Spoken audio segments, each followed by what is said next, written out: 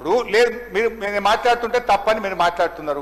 నేను బట్టి గారిని అడుగుతున్నా, మదిర నియోజకవర్గానికి పోదామా, లేదు నా సిద్దిపేట నియోజకవర్గానికి వస్తారా, లేదు ఈ రాష్ట్రంలో ఏ గ్రామానికి పోదామో చెప్పండి. సంపూర్ణ రుణమాఫీ అయిందంటే నేను బహిరంగంగా మీకు క్షమాపణ చెప్పడానికి సిద్ధం. మీరు సిద్ధంగా ఉన్నారా అని నేను అడుగుతా ఉన్నా. అధ్యక్ష, ఇవాళ ప్రజలు అర్థం చేసుకుంటున్నారు అధ్యక్ష. ముఖ్యమంత్రి గారు ఆ రోజు ఏం చెప్పిండు అధ్యక్ష, ఒక్క సంవత్సరం కడుపు కట్టుకుంటే ప్లీజ్ ఒక్క సంవత్సరం కడుపు కట్టుకుంటే రుణమాఫీ అవుతుందన్నారు అధ్యక్ష. ఇవాళ కడుపు కట్టుకుంది ఎవరో, అవినీతి ఆకలి అవుతుంది ఎవరికో ఇవాళ వాళ్ళకే తెలియాలి అధ్యక్ష. అధ్యక్ష, నీటిపారుదల రంగం గత బడ్జెట్ లో మీరు ఆన్గోయింగ్ ప్రాజెక్టులు పూర్తి చేస్తామన్నారు అధ్యక్ష. 6.5 లక్షల ఎకరాలకు నీళ్లు ఇస్తామన్నారు అధ్యక్ష. అధ్యక్ష, ఒకవేళ నేను బట్టి గారిని అడుగుతున్నా, 6 ప్రాజెక్టులు పూర్తి చేస్తే వాటి పేర్లు చెప్పండి, ఎన్ని ఎకరాలకు ఆయకట్టుకి ఇచ్చారో చెప్పండి. అధ్యక్ష, 15 నెలల కాంగ్రెస్ పాలనలో ఖమ్మంలో పెద్దవాగు ప్రాజెక్టు కొట్టుకుపోయింది, ఎస్ఎల్బిసి కూలిపోయింది, వట్టెం పంప్ హౌస్ మునిగిపోయింది, సాగర్ ఎడమ కాలువకు గన్లు పడ్డాయి, సుంకిశాల కుప్పకూలింది అధ్యక్ష. ఇవాళ మీ నిర్వాహకం ఇట్లా ఉంది అధ్యక్ష, మీ నిర్వాహకం ఇట్లుంది అధ్యక్ష. అధ్యక్ష, మీ బడ్జెట్ ప్రసంగంలో అఫ్ కోర్స్ నేను దీని మీద ఇరిగేషన్ పద్ధతినప్పుడు డీటెయిల్ గా మాట్లాడతా, టైం లేదు, జస్ట్ 2 minutes లో 1 minute లోనే దీన్ని కంప్లీట్ చేస్తా అధ్యక్ష.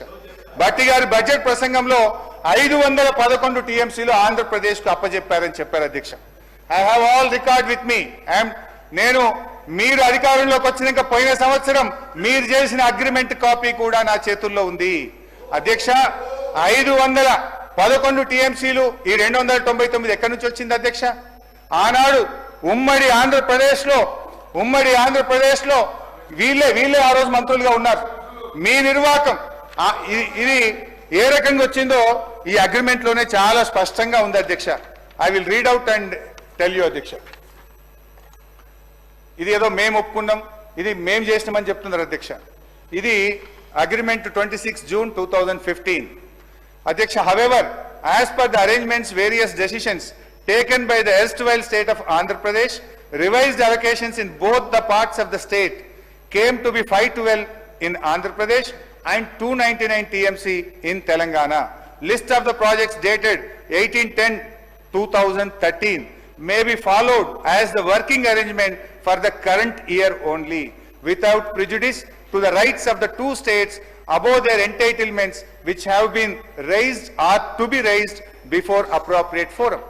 అంటే ఈ 299 512కు గత కాంగ్రెస్ పాలనలో తెలంగాణ ప్రాంతంలో ప్రాజెక్టులు కట్టకపోవడం వల్ల, నీటి కేటాయింపులు జరగకపోవడం వల్ల ఆ రోజు వరకున్న నీటి కేటాయింపులను ప్రాతిపదికంగా ఈ వాటర్ ఇయర్ కు తాత్కాలికమైనటువంటి అగ్రిమెంట్ చేశారు. అందులోనే స్పష్టంగా ఆ రోజు ఇంకా వీళ్ళు ఒక అడుగు ముందుకు వేసి కేసీఆర్ సంతకం పెట్టిండు, హరీష్ రావు సంతకం పెట్టిండు అంటారు. దీని మీద పెట్టింది ఒకవైపు ఆదిత్యనాథ్ దాస్ ఆంధ్రప్రదేశ్ నుంచి, ఈ రోజు మీ అడ్వైజర్ గా పెట్టుకున్నారు కదా, ఆనాడు తెలంగాణకు అన్యాయం చేసిన ఆదిత్యనాథ్ దాస్ ను మీరు అడ్వైజర్ గా పెట్టుకున్న అతను మన రాష్ట్రం నుంచి ఎస్కే జోషి గారు దీని మీద అగ్రిమెంట్ సంతకం పెట్టింది అధ్యక్ష.